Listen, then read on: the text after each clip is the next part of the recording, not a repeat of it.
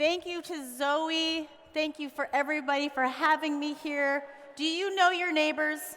Have you met your neighbors yet? Turn to your neighbor and say, hi, I'm an amazing researcher. I'm ready to do this. Also, for those of you standing on the sides, there's tons of space up here. So come and sit, because we have a lot more here. Come on. All right, I'm Daniella, and I am so thrilled to be here. And I humbly bring you some of my experience and some provocations in regards to the work that we do. So, where are we here? So I wanted to start with the prologue, and I love that Nicole talked a lot about personas, talked about barriers, talked about pain points. I work with so many types of people. This is an example of somebody I recently have been working with through Fred Hutch. This is an Indigenous elder in Seattle who just wants to take care of their lungs. I also have worked with children in Hawaii who may be losing life-saving Medicaid in the upcoming new year. And so how do we actually support this digital transformation that's happening due to HR1? I've interviewed UK border force agents on the English Channel who actually are there to help save lives at sea for people crossing over that may be in danger. In addition, I talk to gamers who want to immerse themselves in fantasy worlds. So there's a great variety of people that I have encountered in my life. This is only just a snapshot, but the one I wanted to land on was this. This last image is today I want to build and share a persona for the service members all over our globe whose primary job is to keep their home country safe and defended from threats. It is our job as researchers to bring these people to the table, to build empathy for them. And although I recognize our global social political climate is a bit charged, I would like us to try to put our scientific hats on, and I would like to continue to be human-minded. And if anyone does not feel comfortable with this topic, that is completely fine with me. Please do excuse yourself and enjoy all these amazing booths. But I also hope that you stay here to engage in this conversation because I feel the conflict too. And with that, I'd like us to present a talk on growth, on NGOs, defense, and in the government. Guess what? User-centered design is becoming more of a table stakes aspect in all of our largest institutions, where research is becoming an extremely important participant in ensuring that the tools and the systems and the service that are being used for defense has a foundation in user centricity. Listen, our governments want our service members to have tools that are deeply entrenched in user centricity, adapts to the needs of our operators, and heavily provides user feedback in the development process. So these are a number of key takeaways. I'm just going to rip through them really quickly, but I just want you to kind of keep them at top of mind, is that regardless of what we think, innovation in this industry, in our industry, has a very rich history of human-computer interaction based in military development.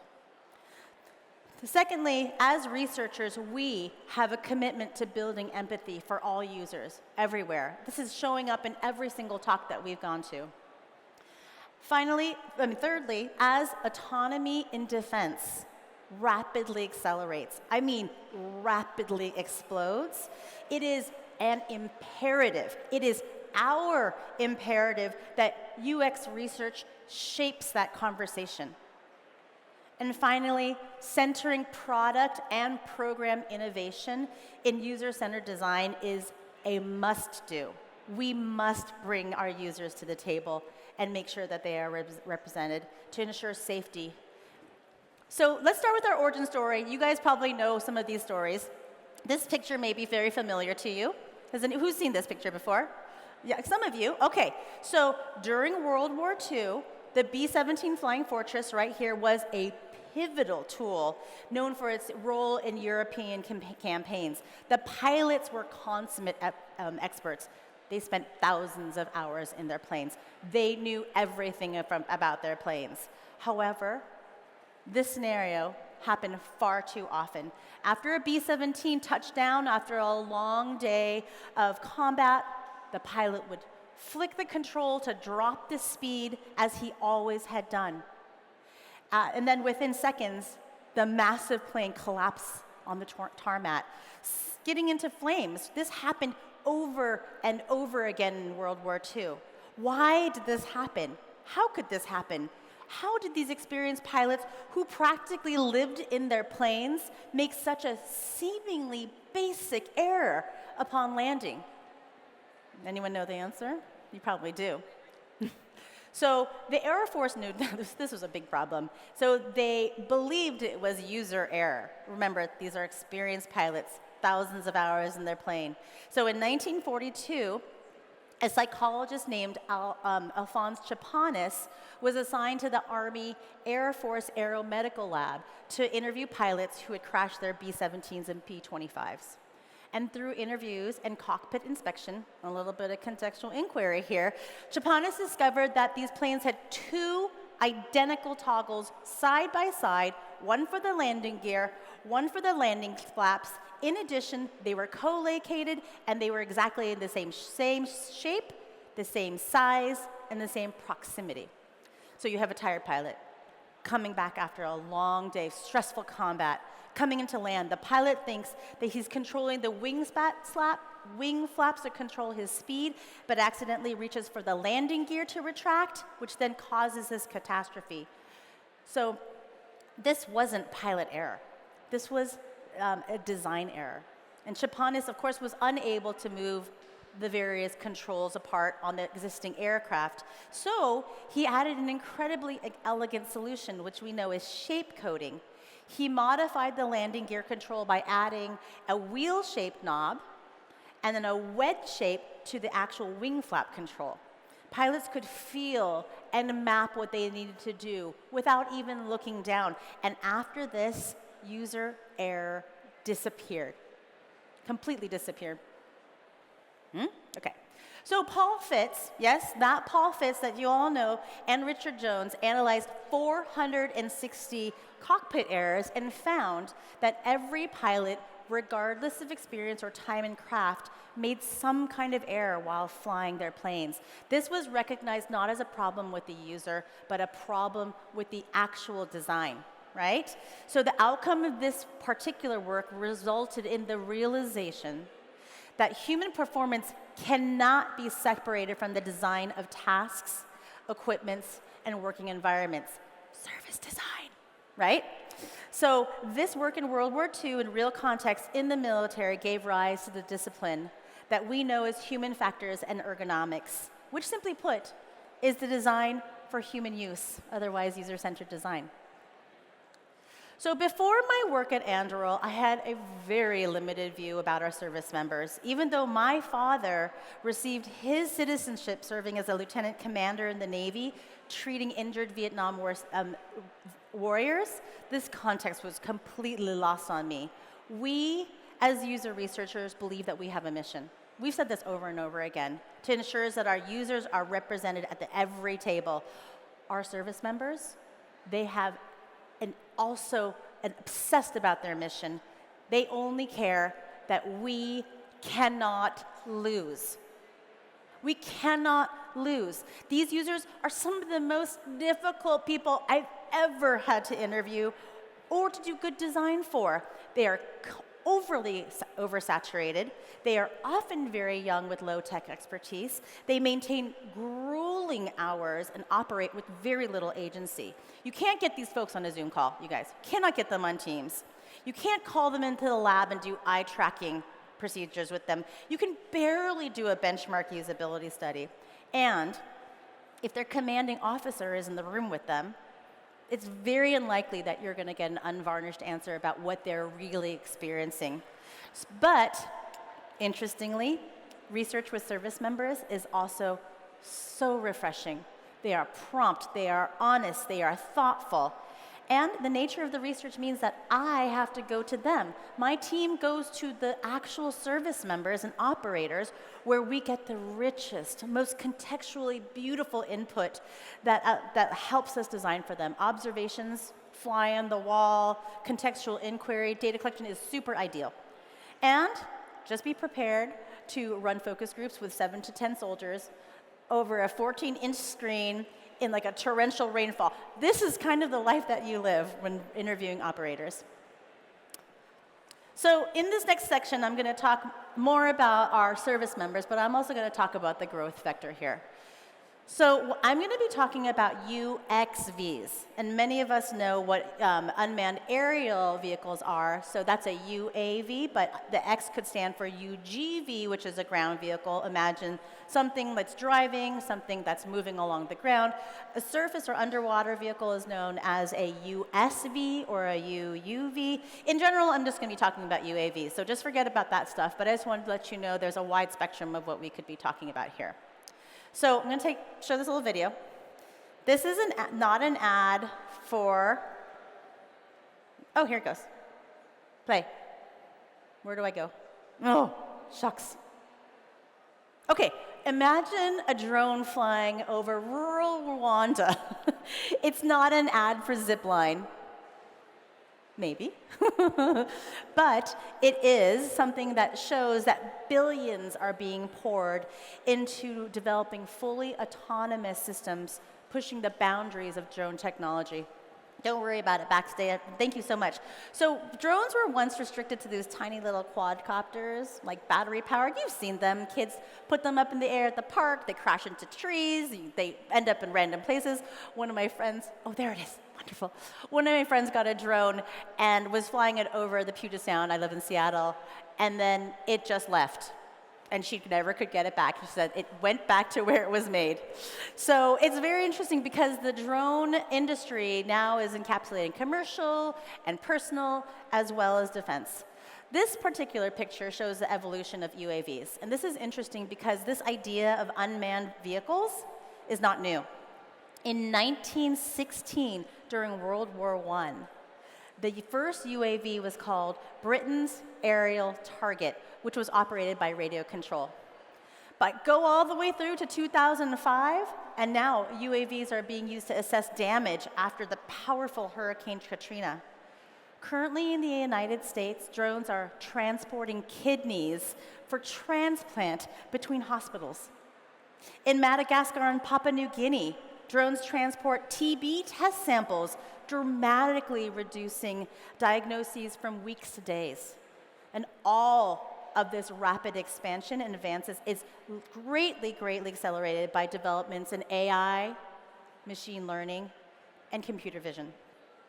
These developments allow drones and UAVs to perform very intricate missions, operate more precisely, and collect and process data more quickly. So for reference, you guys know that the World Cup is coming to the United States, right? Anyone going to a World Cup game? Yes. All right. So FIFA and the government, in yellow here, right now, for reference, in 2026 is spending $1.1 billion on anti-drone protection in US World Cup games. NFL stadiums have already tracked a 4,000% increase in drone flights and expected that the World Cup will have an order of magnitude larger. So that's in yellow. All right, let's compare it to the rest of the stuff. The total drone market is almost $70 billion globally across so many sectors. Law enforcement, defense, commercial. Of that 70 billion, the global military market is $20 billion, and the US spend is about $17 billion. I think you guys know where I'm going with this, right? In 2027, regardless of the requests for budget are approved or not, the Pentagon would like to triple spending on drone and related technology to more than $74 billion in 2027. So this is the largest investment in drone warfare and counter-drone technology in US history. Add 20 or 24 billion for the global market with the expectation for more growth, about $40 billion, and the commercial and civilian drone market is also exploding with the expected spend of over $20 billion in 2027. So you guys are getting this. This is a growth market if you ever saw one.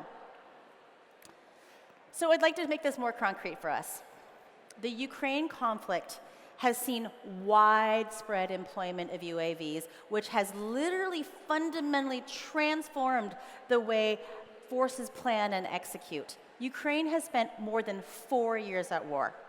And this war has turned this country into one of the world's most leading innovators in battlefield drone and robotic systems. Ukraine actually established an unmanned system force in 2024, which is trying to reshape Ukraine's approach to forcing Russia into peace. This is super tech and data heavy, with hundreds of companies now plugged into dozens of government-led drone deployments and initiatives. On the defensive side in Ukraine, the goal is to track every single aerial threat and intercept at least 95% of incoming missiles and drones. So early in this talk, I built up the persona of our military members to build empathy for their context, their workflows. And these pictures show our service members at work, in the field, in the lab. I actually think that they keep our coffee industry afloat. I have never seen people drink more coffee than service members. So for autonomous systems, the bottom line up front is that our peacekeepers simply can't keep up. They cannot be expected to manage the amount of information coming at them. We know that this growth is coming, and we have an ethical responsibility to ensure that our users are given intuitive controls of tools to make the right decisions. And this is where we also need to understand this idea of human in the loop, and we call it HITL, H-I-T-L. So in HITL, humans are participants, not observers, in the operation of autonomous systems. Humans supervise and make decisions with autonomy in the context of AI and do their best to ensure accuracy, safety, and ethical decision making. So these systems, these human-in-the-loop systems with autonomy, provide a middle path for human oversight while leveraging machine efficiency, which would require careful implementation with cultural awareness, transparent processes, and acknowledgement they cannot produce universally ethical solutions. All right, so I'm going to take you now to a mental exercise that you've probably seen, the universal trolley problem. Who's seen this? You might have gotten this in like 7th grade.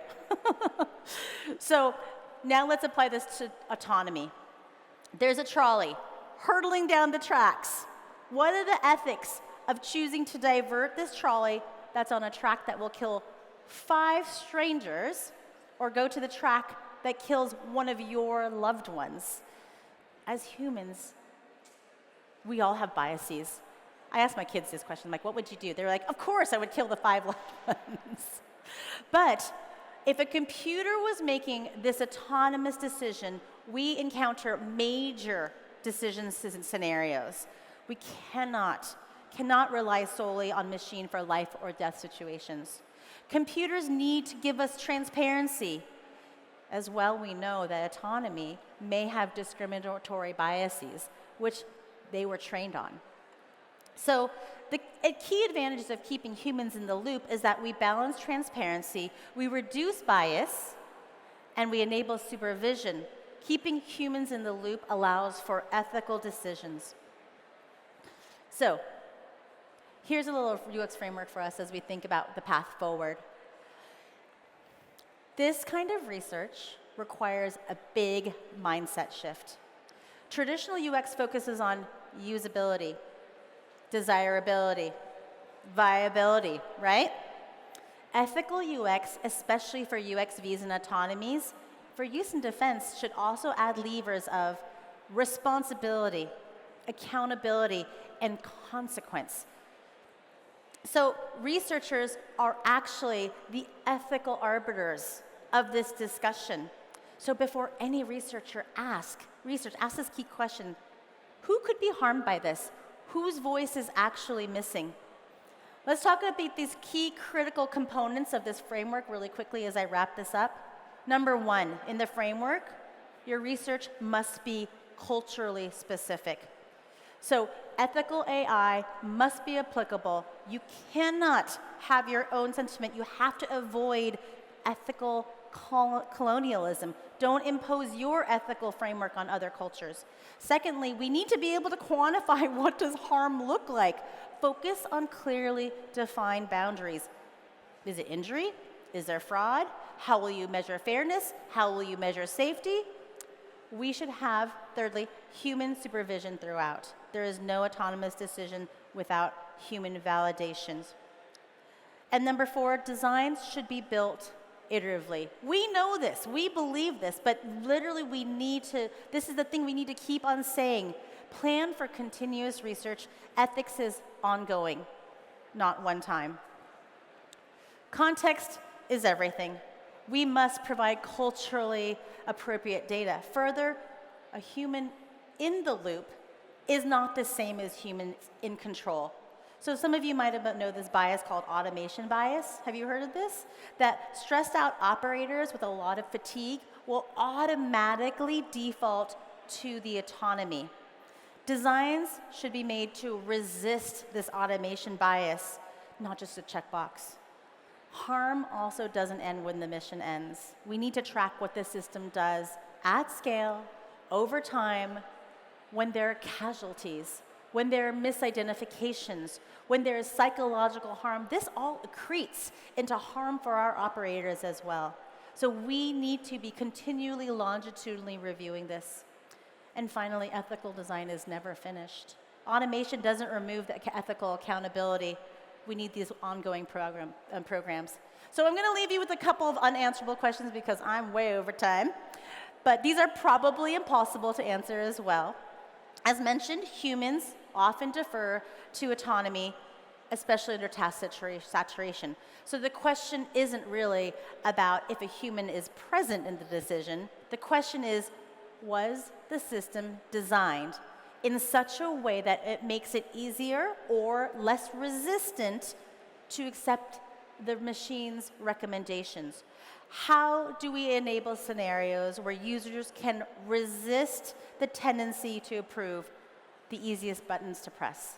And these are hard questions, probably unanswerable, but something that we, brilliant researchers of Learners Conference, can all work on together. And I would leave you with this final picture of my dad, Lieutenant Commander Kim. So we thank you very much, and let's have a conversation.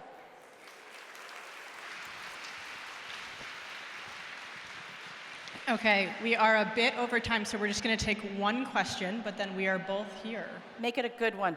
Make it a great one. No pressure. No questions. Everyone's ready to get back to snack. I see one in the back. Thank you. Thank you for your talk. My question is, what ethical impact are you most proud of in your work? Softball, I like. That's a great question. I love it. So where I work moves very quickly, moves very non-governmental. Government moves very slowly. And so we have a YOLO type of attitude. Startups often do. So ensuring that decisions, especially product and strategy, are data informed is the thing that I'm most proud of. Thank you so much. All right, everybody. Thank you.